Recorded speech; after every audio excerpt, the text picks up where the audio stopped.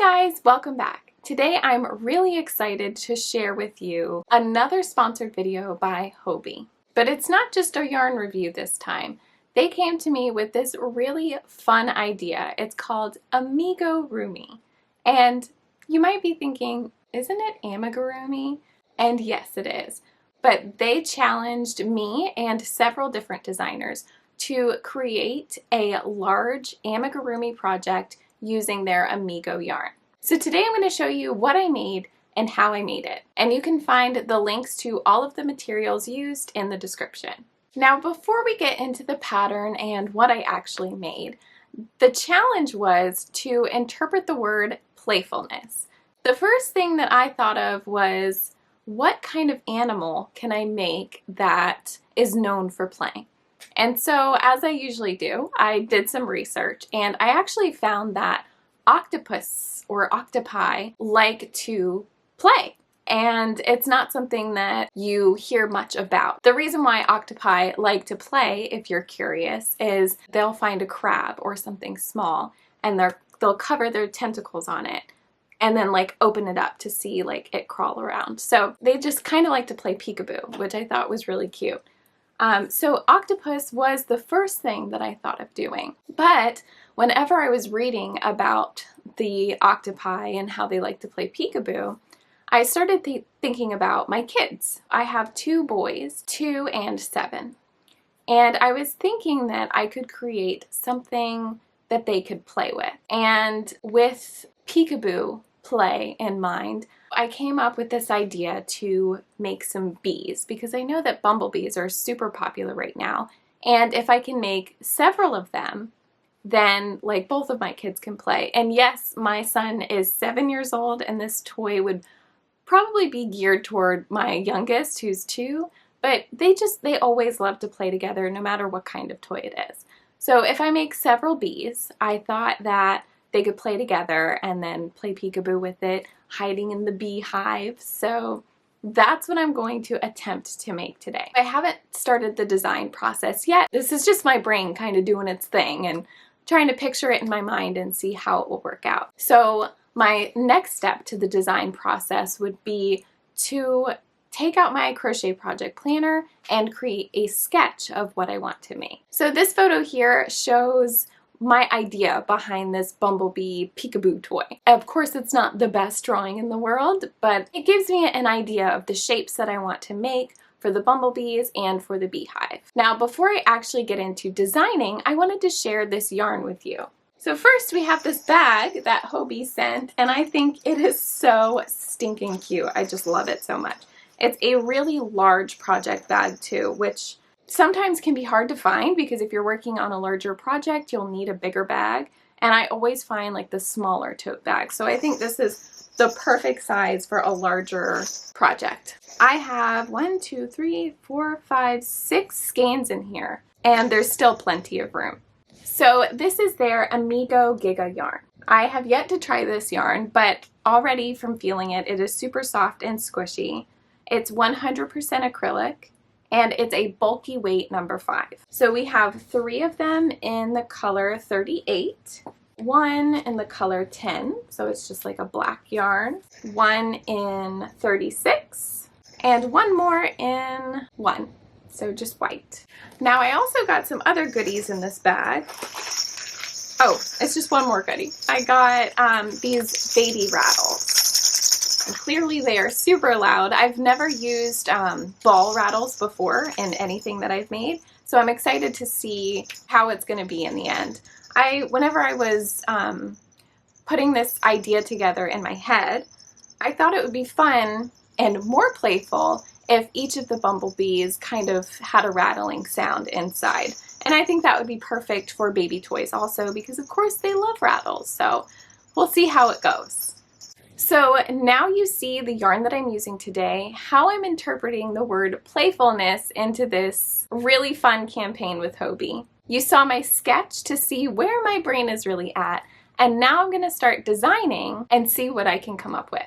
After I show you the finished design, I'm going to show you how you can make this yourself.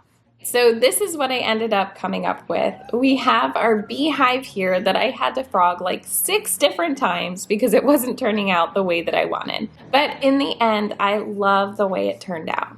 We also have these 3 bumblebees, which are my absolute favorite. They are so cute, and I love how much extra playfulness the rattle adds. I also still had plenty of yarn left over to make quite a few more. The boys have loved playing with these bees and the beehive together, and as you can tell, it's great for imaginative play, and I think it turned out to be a great toy in general. The rattles are totally optional, but it's really fun to hear them rattling around whenever they're being played with.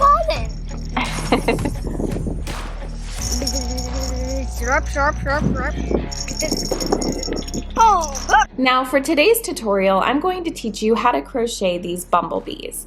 I won't be including the beehive in today's tutorial, but I will create a separate video for it if you decide that you want to make it as well. So once that video is up, I'll leave the link in the description. Not only did I love making this toy, but I also loved the Amigurumi challenge of designing something out of the ordinary for a specific yarn. So I wanted to say another thank you to Hobbii for sending me this yarn and sponsoring today's video. You can find all of the links for the yarn I used in the description. For this tutorial, you will need Amigo Giga in sunflower, cast iron, and white. You will also need a 6.5mm hook, 10mm plastic safety eyes, polyfill or something to stuff your bee, a yarn needle, and a ball rattle. Again, this is optional, but it makes it extra fun for the kiddos. To get started, we're going to create a magic circle. If you need help with the magic circle, I'll leave a link for my tutorial in the description. Now place 8 half double crochet into the center ring. And if you don't know how to create a magic circle, chain 2 and place 8 half double crochet into that second chain from your hook.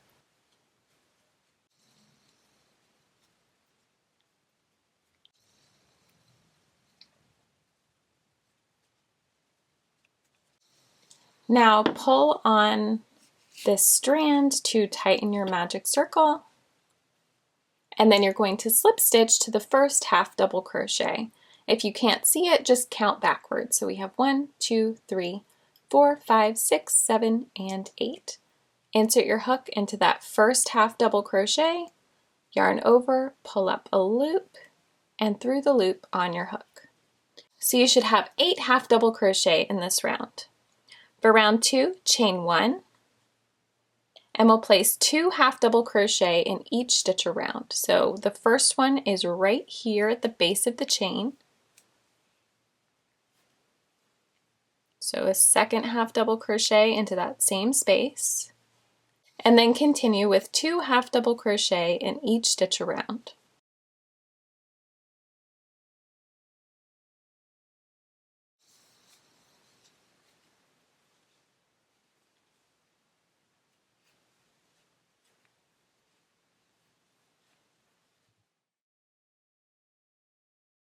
Now before you slip stitch to join this second round, we're going to switch to our black yarn. So let's set that aside. Grab your black yarn,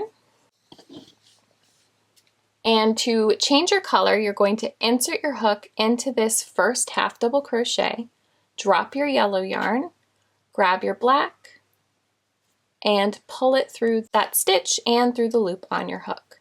And you can pull on that white yarn to tighten this stitch up. And then chain 1 to start your next round. For round 3, we're just going to half double crochet in each stitch around. So half double crochet into that very first stitch, and I like to crochet over the yellow tail to keep it in place. And then you can drop it. And then half double crochet just one time in each stitch around.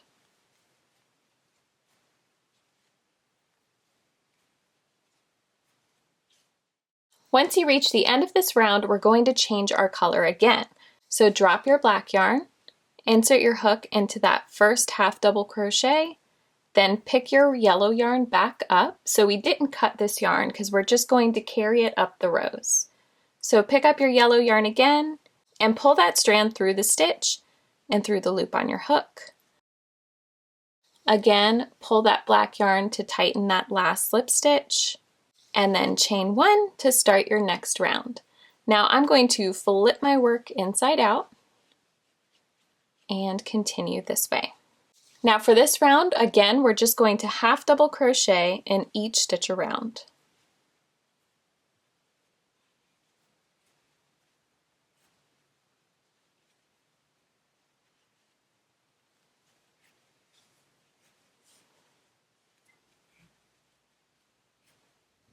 At the end of round 4, you're going to switch your yarn again, drop your yellow, pick up your black, and pull it through.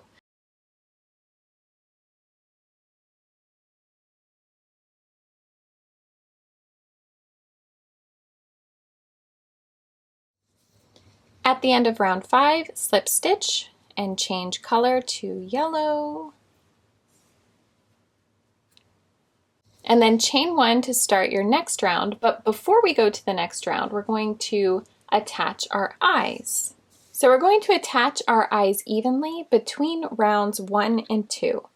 So I typically like to say to go through the stitch. So instead of going into this circle here, you'll want to go through the actual stitch, and that will make sure that they're more secure. So here's round 1, we're going to insert it right in between these 2 rows. First, shove your eye through. There we go. And now you'll take the backing, and you can flip your work inside out if it makes it easier. And then put your back on, and you just have to push really hard. Sometimes these can be a real pain. You'll just want to push until you hear a snap, which I think I did. So there we go. Now we'll do the second eye. I don't see them falling out, but just be careful if you're giving this to a baby. These are a choking hazard. So just make sure you're always supervising. All right, so now that we have the eyes on, we can continue creating our stripes. So for round 6, you're just going to repeat what we've been doing and just half double crochet in each stitch around. And then for round 7, you will change to your black yarn again and half double crochet around. So I will meet you at the end of round 7.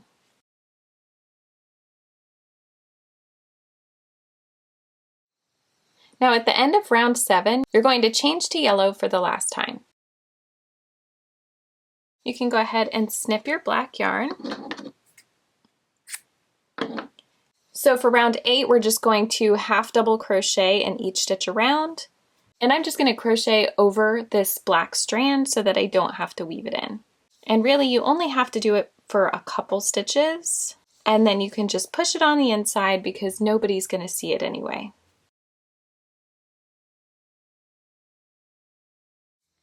And then slip stitch to your first half double crochet. Chain 1, and then we're going to pull up a strand because it's time to get stuff in.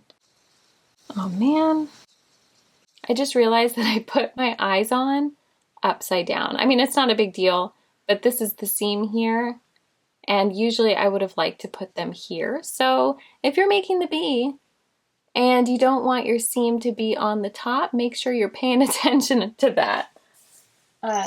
For this bee, I definitely paid attention, and so the bottom of the bee has the seam here, and the top looks really good. Besides his wings, he's pretty injured.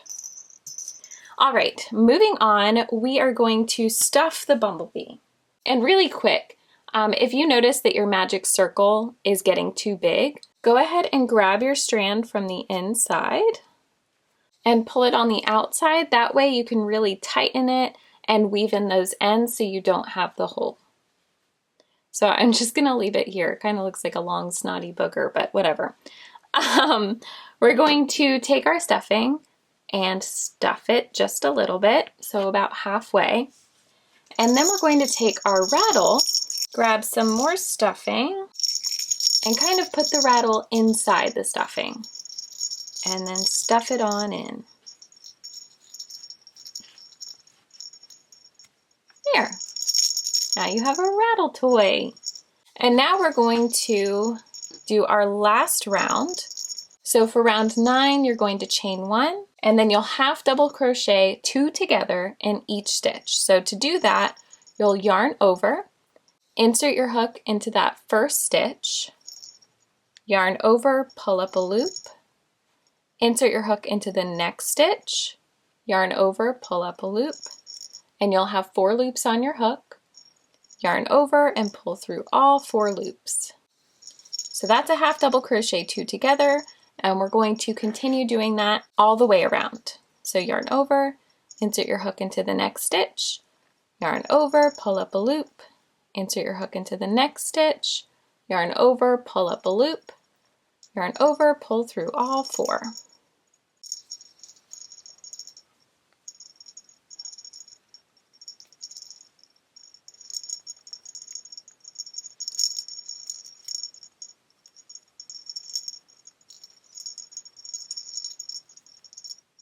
Now slip stitch to that first half double crochet 2 together, and then you'll tie off your work, leaving just a couple inches. Pull tight to tighten, and then grab a stitch marker with a large eye,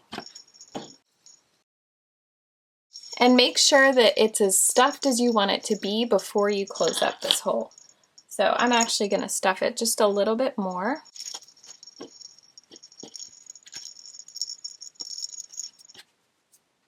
Okay, I think that's about good.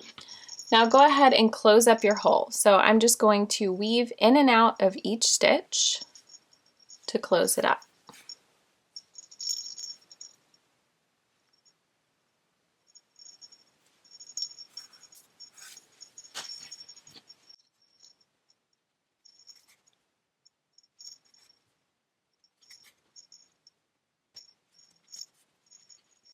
Now go ahead and just shove it through any stitch that you want. Bring it out the other side.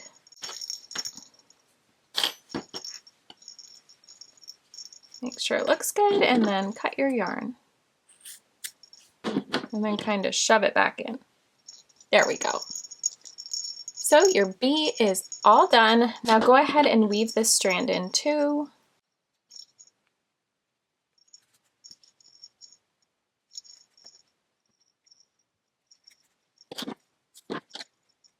All right, so we're all done with your bee, and now you just gotta make some wings. The wings are super simple. All you have to do is create a slip knot with your white yarn, chain 4,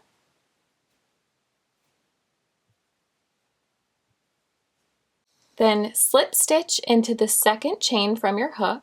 So insert your hook, yarn over, pull up a loop, and then through the loop on your hook. Single crochet into the next, and then 4 half double crochet into the last chain. So that's 1, 2,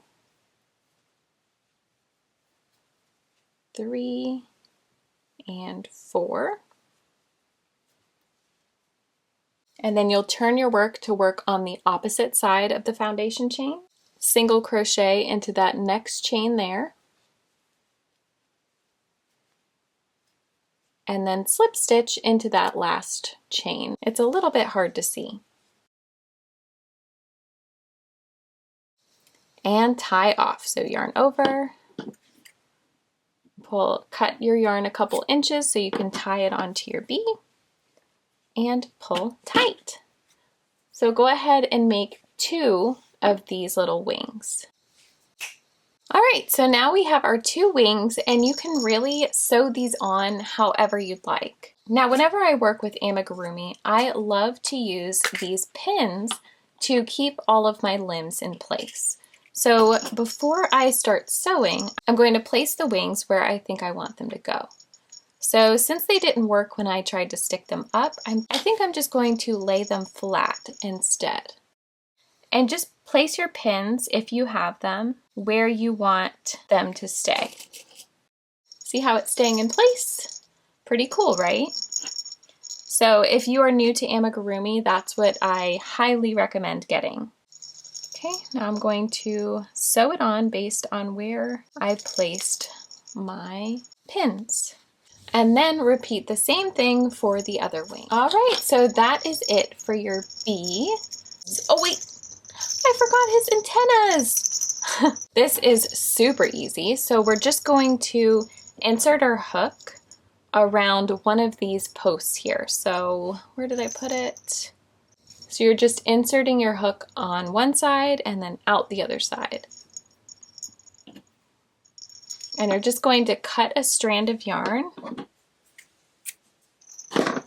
That's kind of like this. This is probably too long, but I want to show you how it works. So go ahead, grab your yarn and pull it through that strand. Then we're going to pull this all the way through until it's about even.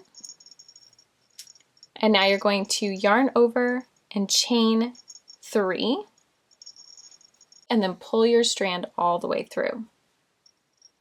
So now you have like a little knot there, and then you can make another knot